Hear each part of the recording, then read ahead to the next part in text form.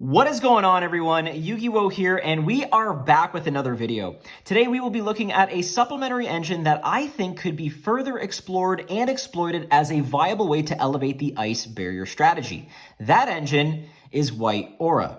With the White Aura package, which usually includes 3 White Sardine, 3 White Reincarnation, 3 Abyss Shark, and 1 White Sunfish in the main deck, is that it gives the deck the ability to break boards going second by means of making White Aura Whale or establishing an Omni Negate in Totally Awesome without using the normal summon. Although the engine does play into Nibiru, I find that it is a great means of baiting interaction before committing to your normal summon play with Revealer. In this video, however, I will be showcasing the power of having a Mirror Mage in hand with the White Aura engine and how much onboard value it produces. Big shout out to Thomas Berenger, who left a comment on my Swap Frog discussion and combo video recommending I explore this package. If you have any ideas, like Thomas, please make sure to comment down below. In addition, if you enjoy this content, make sure to like, subscribe, and ding the notification bell to stay in the loop with all of that good ice barrier goodness. If you want to support the channel directly, also consider becoming a member. A link will be pinned in the comments below so you can join. Okay, let's get into this deck, this combo, and see how it develops.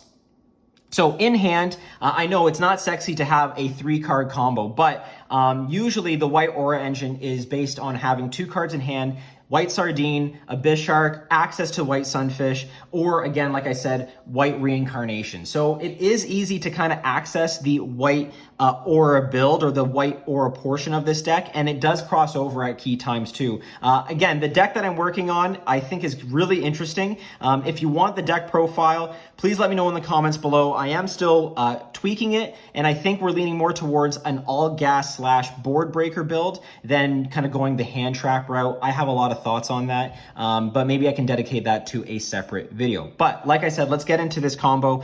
We are going to start off with our White Sardine. So we're going to activate White Sardine in hand. It's going to send a copy of itself in order to special. So we will send a copy of, like I said, White Sardine to the graveyard in order to special itself to the field.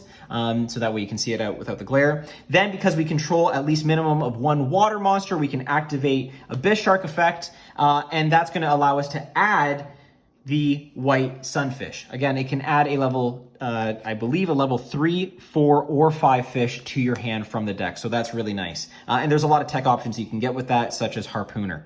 So anyway, we have White Sunfish. We're going to activate the White Sunfish in hand to target the White Sardine in our graveyard. And that's going to allow it to special and then special the White Sardine that is in the grave. Then we're going to go White Sardine effect to make itself become a tuner, or, you know, as we like to call it in the business, a tuna. Sorry, had to. Okay, anyway, so we have a level 2 tuner and a level 2 non-tuner. What we're going to do is synchro into a 4 here. So this is part of the package, is a Christian Quandax. I'll get into other parts of the package as well as we move along here. But the Christian Quandax is a level 4. It's not really relevant right now, but you can make synchro plays on the opponent's turn with this card, which is kind of nice. There are some kind of interesting lines that you can do, again, to kind of set this up on your board and then make plays on the opponent's turn. But in any case, we have a level 4 here and we have a level 4 White Sunfish. What we're going to do is overlay these two for a Bahamut Shark. So then we're going to go Shark effect here.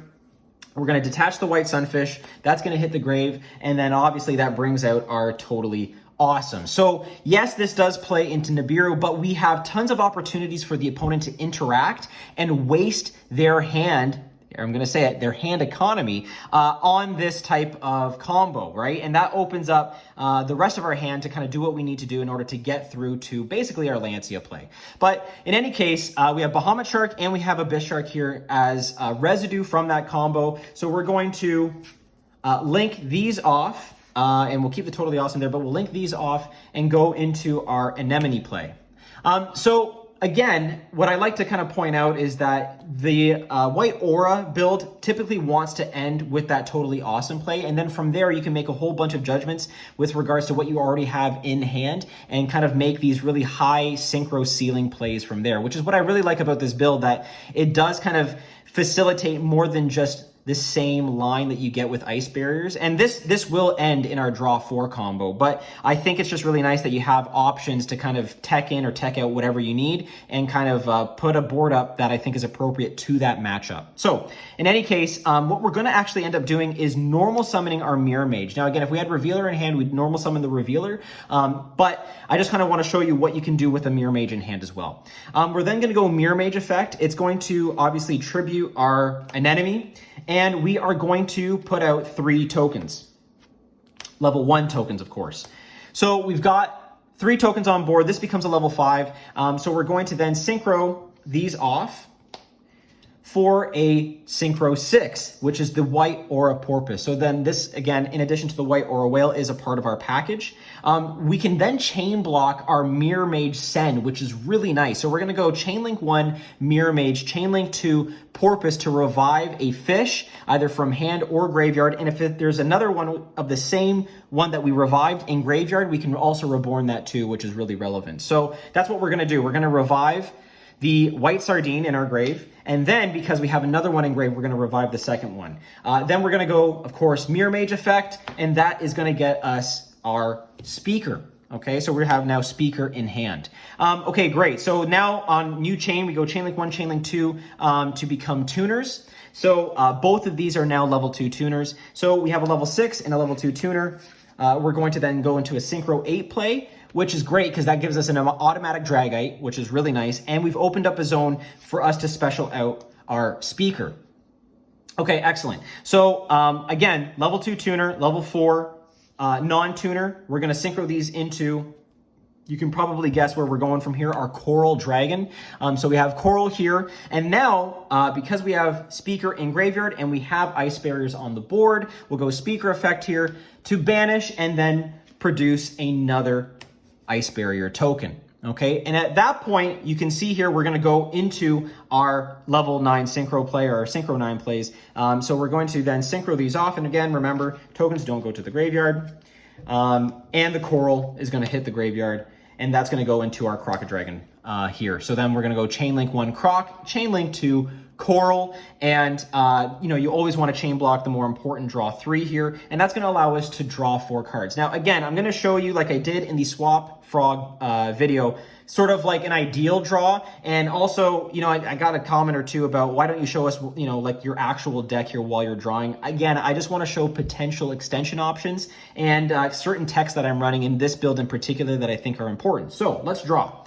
We got the white, Ice Jade ran Igrin, Sea Nettle, and then just 2 extras. These could be non-engine, this could be board breakers, whatever the case may be, right? So what I like about Sea Nettle is that it can recur and obviously recycle resources, which in this deck I think is really important, especially as it pertains to the extra deck, because it does look kind of tight at this moment in time. But again, let's play it out like we would. We'll go Ice Jade ran Igrin effect, ditch the Sea Nettle here, to then special itself, and of course produce a level 3 token. Of course, this is a level 7 tuner. So we'll then synchro, and this will hit the graveyard, and that'll go into obviously the best boss monster of the deck, which is Lancia. And like I said, we still have a couple zones open for our Floodgate monsters as well. So usually we go into a Raiho. I'm also kind of on the fence between Warlock and Medium of the Ice Barrier. What I like about Medium, yes, they do have the opportunity to activate 1 spell or trap. However, what I like about it is that it does not require another Ice Barrier on board. Just like Raiho, it doesn't require another Ice Barrier on board in order to get its effect. So I'm just playing around with that, playing around with a lot of siding options. Let me know in the comments below what you've been trying out. But this is what we're looking at with a really nice board. And look at the kind of control that we have by using the White Aura engine. I think what I don't like about certain builds that play a lot of extenders without a dedicated engine to getting to those extenders is it's kind of based on luck and hoping that your draw 4 gets you into an extension play. Even if we didn't have the Lancia here, we still have our Dragite, which is a spell trap negate, our Omni negate, we have our Croc, and then all the cards that we drew, which could again be non-engine or board breakers, whatever the case may be. But we do kind of put the ball more into our court and give us an opportunity to get into the more impactful synchro plays by kind of setting up this board. And you can also find a way to get into a rank, sorry, not a rank, but a synchro 10 play with the White Aura engine as well. You know, there's a lot of ways to kind of play around it. It just depends on what you prioritize and what you're trying to get through. So yeah, that's what I kind of wanted to show. There's a lot of value, and I think a lot of sort of interesting ways we can exploit this White Aura engine. Again, big shout out goes to Thomas, who again mentioned in the Swap Frog video to explore what this engine can do. And I like it so far. I'm also pairing it with a Foolish Goods or Foolish Burial Goods package. So in case you didn't know, Abyss Shark here in this build is a level 5. It can be used as a rank 4 for rank 4 number play. So, you know, you can get into, you know, a Kragan, which is really nice, a stealth Kragan, but which kind of invalidates Tenpai, which is really funny. But yeah, you can obviously pitch a Ran Igran to use that. But also, again, you can go into your Abyss Shark and then add the Abyss Shark to hand, thus enabling you to get into your full White Aura engine. So these are all means, so you don't have to have the White Sunfish in hand is what I'm saying.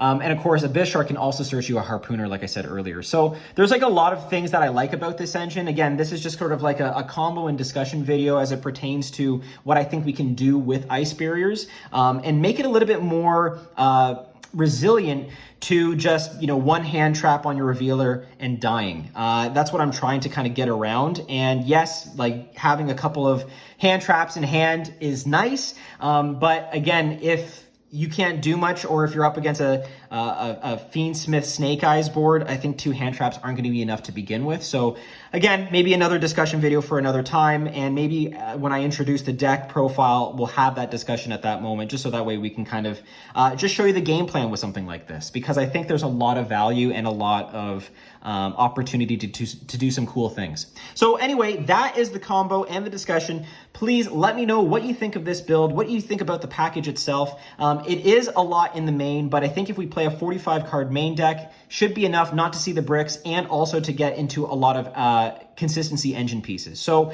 that is going to be it for today. Thank you so much for watching. Make sure to like, subscribe, ding that notification bell, like I said, to stay in the loop with all of that good Ice Barrier goodness. Again, this is Yu-Gi-Oh! Using White Aura, signing out.